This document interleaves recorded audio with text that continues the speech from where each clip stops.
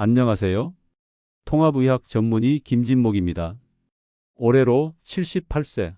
저는 부산대학교 병원 통합의학센터 교수로 근무했고, 현재는 자연요법과 식이치료 중심의 통합암 치료 연구를 이어가고 있습니다. 50년 가까운 진료 현장에서 수많은 암 환자들을 만났습니다. 어떤 분은 항암 치료를 마쳤는데도 암이 재발하고, 어떤 분은 수술을 했는데도 기력이 돌아오질 않고, 어떤 분은 초기에 잘 발견했음에도 병이 금세 번져버리더군요. 그럴 때마다 제가 드리는 말씀이 있습니다. 이제는 암세포가 도저히 살 수 없는 몸으로 바꿔야 합니다. 우리는 종종 이런 착각을 합니다. 병원 치료만 잘 받으면 암도 완치될 거라고요. 물론 초기에 발견된 암은 수술과 항암으로 생존율이 80에서 90%까지 나오는 경우도 있습니다. 하지만 재발률은 어떻습니까? 특히 위암, 대장암, 폐암은 50%가 넘는 재발률을 기록합니다. 치료 후 관리가 안 되면 다시 암은 자리를 틉니다. 암세포는 이사하는 겁니다. 몸 어딘가에 털을 잡고 살아갑니다. 그리고 우리 몸속 환경이 계속 그걸 도와주고 있다면 암세포는 그곳에서 또다시 기회를 노립니다. 그렇다면 질문을 바꿔야 합니다. 어떤 치료를 받을까? 보다 어떻게 해야 내 몸이 암세포가 견딜 수 없는 환경이 될까? 이 질문이야말로 오늘 제가 드리고 싶은 이야기의 핵심입니다. 암세포가 도저히 자라지 못하는 환경, 그것은 결코 어렵거나 복잡한 방법이 아닙니다. 놀랍도록 간단한 원칙 몇 가지만 실천하셔도 몸이 스스로 암을 이겨내는 힘을 회복하기 시작합니다. 제가 권하는 가장 기본적인 원칙은 단 하나, 자연 그대로의 식사, 자연 그대로의 삶. 흰 쌀밥 대신 현미밥, 가공육 대신 생야채, 소금과 설탕을 줄이고 잠을 푹 자고 스트레스를 덜 받는 삶. 처음엔 그저 소박하고 평범해 보일 수 있습니다. 그러나 그 안에는 놀라운 힘이 숨어 있습니다. 면역을 살리고 염증을 줄이고 활성산소를 제거하고 무엇보다 암세포가 절대 좋아하지 않는 환경을 만들어줍니다. 이 방송에서는 단지 식단만 이야기하지 않을 겁니다. 몸을 다시 살리는 방식, 즉 자연이 우리 몸에 준 자생력을 어떻게 회복할 것인지 그 실천법을 하나하나 짚어드릴 겁니다. 그 내용은 누구나 실천할 수 있습니다. 어렵지 않습니다. 하지만 한 가지 정확히 아셔야 합니다. 무조건 굶거나 채식만 고집한다고 되는 것이 아닙니다. 특히 항암 치료 중엔 더욱 조심해야 할 것도 있습니다. 그래서 저는 이 방송을 통해 암을 예방하고 재발을 막고 혹여 지금 암으로 고통받고 계시다면 당장 오늘부터 실천할 수 있는 가장 쉽고 안전하고 효과적인 방법을 하나씩 알려드리려 합니다.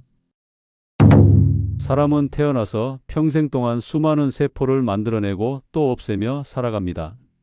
문제는 그 세포들 중 어떤 게 갑자기 이상하게 자라기 시작할 때입니다. 이게 바로 암세포입니다. 암세포는 원래 우리 몸에서 나온 세포입니다. 근데 일정한 법칙을 어기고 지 맘대로 커지고 죽지도 않고 남의 자리까지 침범해 버리는 거죠. 그렇다면 왜 그런 암세포가 생기는 걸까요? 병원에서는 유전이라든지 운이 나빠서라고 말하는 경우도 많지만 사실 대부분은 우리 몸의 생활 환경이 문제입니다. 무엇을 먹고 어떻게 살고 어떤 마음으로 지내느냐가 암세포가 자랄 수 있는 땅이 되느냐 아니냐를 결정짓습니다. 가장 큰 원인은 먹는 겁니다. 음식이 곧 몸이고 음식이 곧 면역력입니다. 요즘 대부분 식사는 흰 쌀밥, 국, 반찬 몇 가지, 고기, 국물, 과일 이렇게 구성되는데 표면상 건강해 보이지만 그 속을 들여다보면 몸에 좋지 않은 것들이 가득 들어 있습니다. 흰 쌀밥은 껍질과 신운이 다 벗겨진 쌀입니다.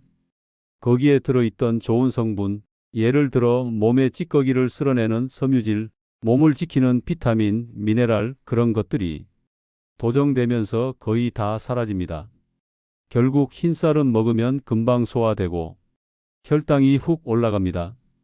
이런 급격한 혈당 변화는 우리 몸에 불이 나는 것과 비슷합니다. 그리고 고기, 특히 구운 고기, 탄 고기에는 눈에 보이지 않는 나쁜 물질이 들어 있습니다. 이걸 발암물질이라고 부르는데 이런 성분은 고기가 타면서 생기는 아주 미세한 연기 같은 거고 그게 우리 몸속에서 염증을 만들고 암세포가 살기 좋은 환경을 만드는 겁니다. 게다가 우리가 자주 먹는 소금 많은 국이나 반찬들, 짜고 맵고 진한 음식들은 위장을 자극해서 위점막을 상하게 하고 결국 세포가 엉망으로 자라게 만드는 원인이 됩니다. 또 한 가지 중요한 게 바로 스트레스입니다. 속상하고 화나는 일, 억울한 일, 쌓이는 걱정거리들. 이게 그냥 마음에만 영향을 주는 게 아닙니다. 스트레스를 많이 받으면 몸에서도 해로운 물질이 나오고 면역이 떨어지고 몸속 균형이 깨지기 시작합니다. 이런 나쁜 환경이 계속되면 내 몸은 스스로 자기를 지키지 못하고 암세포가 서서히 그리고 은밀하게 자라기 시작합니다. 그렇다면 이 암세포가 살지 못하도록 몸을 바꾸는 방법은 무엇일까요? 복잡하지 않습니다. 아주 단순하고 누구나 할 수 있고 심지어 돈도 많이 들지 않는 방법입니다. 첫째는 밥을 바꾸는 겁니다. 흰 쌀밥 대신 현미밥을 드십시오. 현미는 껍질과 씨눈이 그대로 있어 몸에 좋은 성분이 그대로 살아 있습니다. 처음엔 조금 거칠고 질길 수 있지만 3일만 지나면 익숙해지고 한 달이면 오히려 부드럽게 느껴질 정도로 몸이 변합니다. 둘째는 반찬을 바꾸는 겁니다. 채소 반찬, 특히 생채소 위주로 드시는 게 좋습니다. 양상추, 깻잎, 브로콜리, 시금치, 배추, 무, 당근. 이런 채소를 삶거나 데치거나 심지어 그냥 씻어서 쌈으로 드셔도 됩니다. 셋째는 조리법을 바꾸는 겁니다. 구워서 태운 음식은 줄이고 삶거나 찌는 방법으로 바꾸세요. 예를 들어 고기를 먹더라도 삼겹살 구워 먹는 대신 돼지고기를 삶아서 찐 채소와 함께 드시면 몸에 훨씬 부담이 적습니다. 넷째는 물을 바꾸는 겁니다. 매일 일정한 시간에 물을 나눠 마시는 습관을 들이십시오. 식사 30분 전, 식후 2시간, 잠자기 1시간 전에 한 컵씩 이렇게 321 법칙으로 물을 마시면 몸속의 나쁜 찌꺼기들이 소변과 대변으로 잘 배출되고 점막도 보호되고 암세포가 머물 자리가 점점 사라집니다. 다섯째는 마음을 바꾸는 겁니다. 하루에 10분 눈을 감고 숨을 천천히 쉬면서 오늘 감사했던 일 3가지를 떠올려 보세요. 심장이 느긋해지고 스트레스가 줄어들고 몸이 다시 차분하게 회복 모드로 들어갑니다. 여섯째는 잠입니다. 밤 10시부터 새벽 2시까지는 몸이 가장 활발히 회복되는 시간입니다. 이 시간에 꼭 자야 면역이 제대로 회복됩니다. 늦게 자는 습관이 있다면 조금씩 앞당겨 보세요. 하루 30분씩만 잠자리를 땡기다 보면 어느새 자연스럽게 10시 전 잠자리에 드실 수 있습니다. 이 6가지, 밥 바꾸기, 반찬 바꾸기, 조리법 바꾸기, 물 마시기, 마음 다스리기, 잠 일찍 자기. 이건 누구나 할 수 있는 아주 기본적인 것이지만 이걸 꾸준히 하면 몸 안에서는 놀라운 변화가 시작됩니다. 몇 달이 지나면 예전보다 살도 빠지고 숨도 덜 차고 변도 잘 보고 기분도 안정되고 무엇보다 혈압, 혈당, 콜레스테롤이 전부 내려갑니다. 몸이 스스로 치유하는 길, 그 길의 시작은 아주 사소한 습관에서 시작됩니다. 제가 진료한 환자들 중 몸을 바꾸는 실천으로 놀라운 변화를 경험한 분들은 정말 많습니다. 그 중에서도 특히 기억에 남는 몇 사례를 말씀드리겠습니다. 첫 번째 환자분은 69세 남성이었습니다. 폐암 2기로 수술과 항암 치료를 마친 상태였는데 기력이 너무 떨어지고 식사도 제대로 못 하시던 분입니다. 체중은 10kg 가까이 빠졌고 계속 기침과 가래, 무기력함에 시달리셨죠. 제가 권한 건 아주 단순했습니다. 현미밥 소량에 삶은 채소를 곁들이고 과일은 씹어서 드시고 하루에 7컵 이상 물을 시간 나눠 마시도록 했습니다. 동시에 고용량 비타민C 주사와 감입차, 상황버섯 달인 물도 병행했죠. 세 끼를 모두 다 바꾸라는 게 아니라 점심 한 끼만이라도 그렇게 드시라고 했고 그 한 끼가 서서히 몸을 바꾸기 시작했습니다. 2달 뒤 기침이 줄고 체중도 2kg 늘어났고 표정에서 힘이 돌아오는 게 보였습니다. 그분은 지금까지도 점심은 늘 현미와 채소로 드십니다. 두 번째는 74세 여성분이었습니다. 유방암 수술을 받으시고 항암을 병행 중이셨는데 항암 주사 맞고 나면 구토와 어지럼증 때문에 며칠간 아무것도 못 드시던 분이었습니다. 저는 이분께 고구마즙과 양배추즙을 추천드렸습니다. 아침에 소량으로 시작해 점차 늘려가며 몸이 받아들이게 했고 식후에는 비트스와 감입차를 함께 드셨습니다. 그리고 저녁은 현미죽에 된장국을 아주 묽게 해서 드시도록 했습니다. 특별한 약이나 요법이 아니라 그분의 소화력과 컨디션에 맞는 순한 식사 구성이 핵심이었습니다. 이 방법은 항암 치료와 부작용을 견디는데 실제로 큰 도움이 되었고 그분은 항암 6차까지 무사히 마칠 수 있었습니다. 세 번째는 66세 남성분, 대장암 3기 환자셨습니다. 이미 수술과 항암을 마치셨고 1년이 지난 시점에 검사상 다시 수치가 올라가는 상황이었습니다. 저는 식단을 전면적으로 바꾸도록 했습니다. 아침은 사과 반 개에 현미 미음, 점심은 삶은 채소와 현미밥, 저녁은 단호박이나 고구마 중심의 간단한 식사. 과일은 전부 통째로 갈아서 마시지 않도록 강조했고 드레싱 없는 생야채 샐러드를 식사 전에 먼저 드시게 했습니다. 또한 주 2회 고용량 비타민C와 면역 주사를 병행했습니다. 이렇게 4개월간 꾸준히 실천하셨고 정기검진에서 수치가 정상이 되었고 지금까지 4년 넘게 재발 없이 잘 지내고 계십니다. 이분들께 드린 공통된 권유는 한 가지였습니다. 완벽하게 하지 말고 꾸준히 하자는 겁니다. 한 끼라도 한 숟갈이라도 자연의 음식을 선택하면 몸은 그 방향으로 반응하기 시작합니다. 우리 몸은 그만큼 지혜롭고 스스로 회복하려는 힘이 남아있기 때문입니다. 그렇게 몸을 바꾸는 식단과 생활을 실천하면서 몇 가지 주의해야 할 점들도 꼭 짚어드려야 합니다. 이걸 모르고 시작하시면 오히려 몸이 불편해지거나 중간에 포기하게 되는 경우가 많습니다. 가장 먼저 음식을 너무 갑자기 바꾸는 겁니다. 평생 흰 쌀밥 드시던 분이 하루아침에 현미밥 3끼를 드시면 속이 더부룩하고 변비나 설사를 겪는 분들이 생깁니다.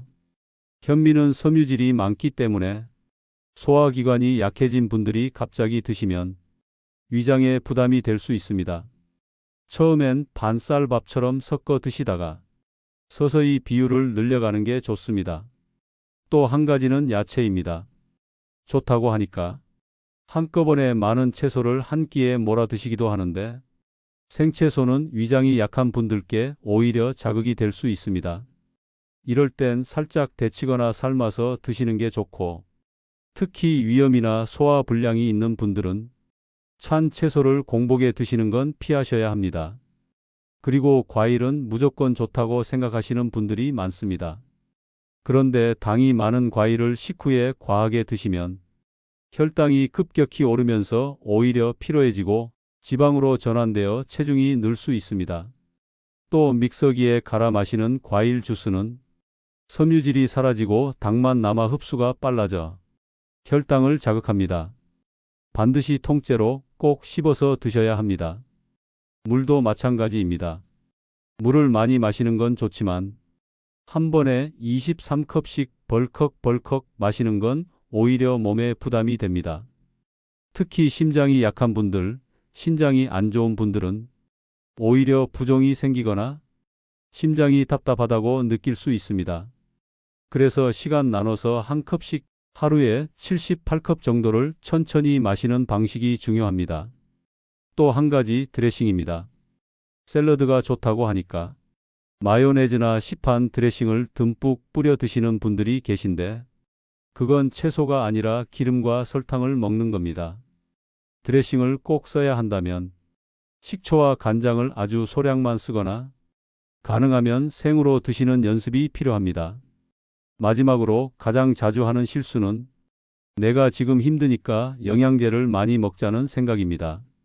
하지만 영양제는 어디까지나 보조입니다. 몸이 기본적으로 회복 환경을 갖추지 않으면 아무리 좋은 영양제도 효과가 떨어집니다.